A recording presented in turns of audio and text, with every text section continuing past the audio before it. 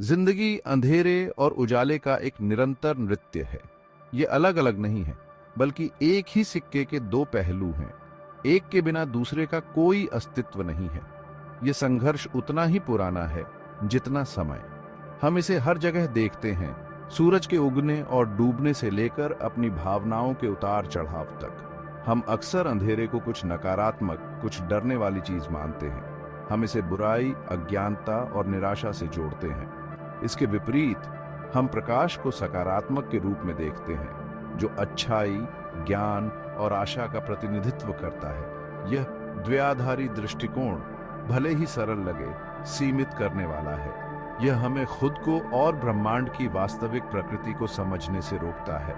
खुद को सही मायने में समझने के लिए हमें अपने अंदर गहराई तक उतरना होगा।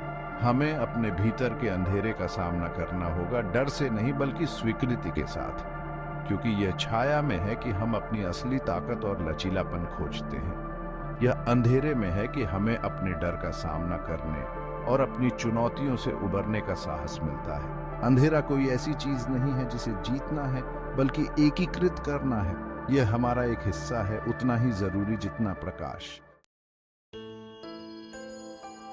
अच्छे और बुरे की हमारी समझ को आकार देने में समाज महत्वपूर्ण भूमिका निभाता है। छोटी उम्र से ही हमें सिखाया जाता है कि क्या सही है और क्या गलत, क्या स्वीकार्य है और क्या अस्वीकार्य। धर्म, संस्कृति और परंपरा सभी उस नैतिक कंपास में योगदान करते हैं जो हमारे कार्यों और निर्णयों का मार्गदर्शन करता है। ये नैतिक नियम, जबकि अक्सर नेक इरादे से होते हैं, प्रतिबंधात्मक हो सकते हैं। वे द्वैत की भावना पैदा कर सकते हैं, जिससे हमें विश्वास हो जाता है कि हमें अच्छे या बुरे, सही या गलत होने के बीच चयन करना होगा।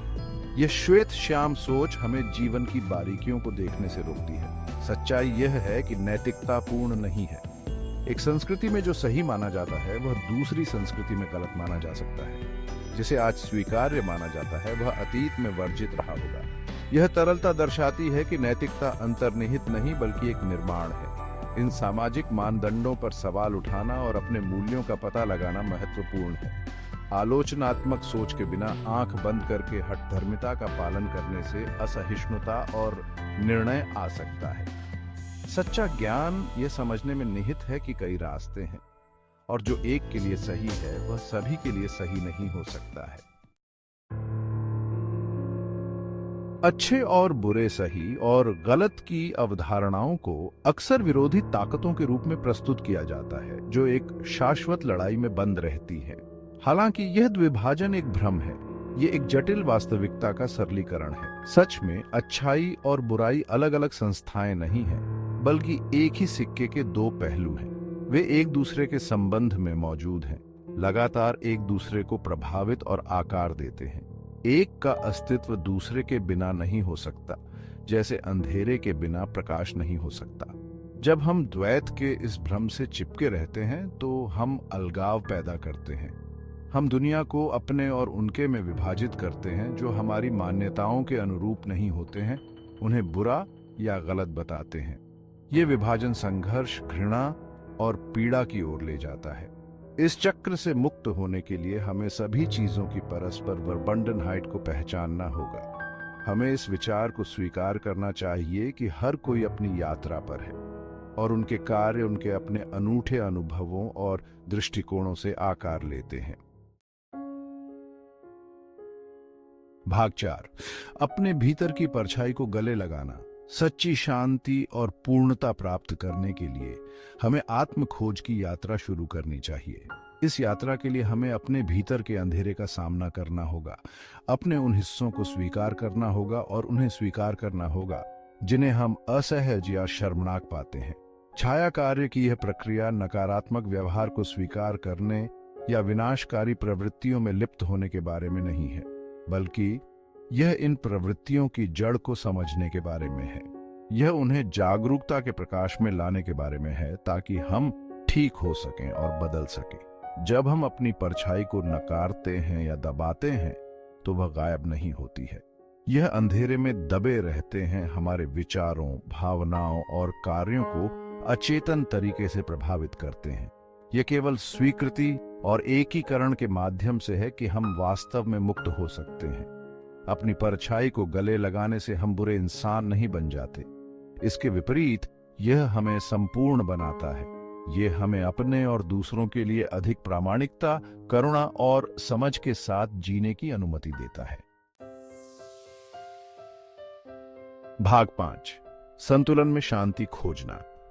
सच्ची शांति अंधेरे को नकारने या यह दिखावा करने से नहीं आती कि यह मौजूद नहीं है। यह प्रकाश और अंधेरे के बीच संतुलन खोजने से आता है। जो हम हैं उसकी समग्रता को अपनाने से आता है। यह संतुलन स्थिर नहीं है, बल्कि एक गतिशील नृत्य है। ऐसे समय होंगे जब अंधेरा भारी लगेगा, जब यह हमें निगलने की धमकी देगा।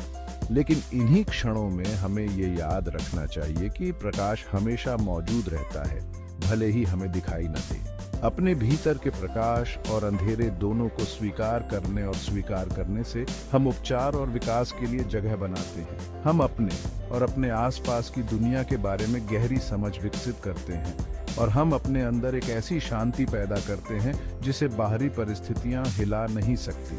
आत्मखोज की यात्रा हमेशा आसान नहीं होती है, लेकिन अंततः ये सबसे फायदेमंद यात्रा है जिसे हम ले सकते हैं। यह इस यात्रा के माध्यम से है कि हम अपनी वास्तविक क्षमता का पता लगाते हैं और अपनी शक्ति में कदम रखते हैं। भाग 6, निष्कर्ष। प्रकाश और अंधेरे की एक टेपेस्ट्री। जीवन प्रकाश और अंधेरे के धागों से बुनी गई एक टेपेस्ट्री है। यह इन विपरीत तत्वों की परस्पर क्रिया है जो हमारे अस्तित्व की समृद्ध और जटिल सुंदरता का निर्माण करती है।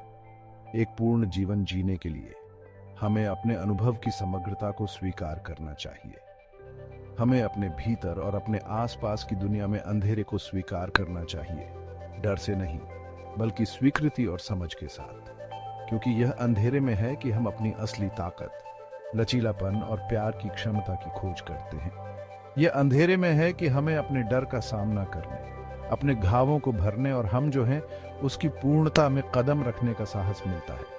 आइए हम प्रकाश और अंधेरे के नृत्य का जश्न मनाएं और आइए हम इस ज्ञान में शांति पाएं कि हम में से हर एक पूरी तरह से अपूर्ण प्राणी है, जो महान प्रेम और महान अंधेरे दोनों में सक्षम है। और यह हमारी पूर्णता के इस आलिंगन में है कि हम सच्ची मुक्ति पाते हैं।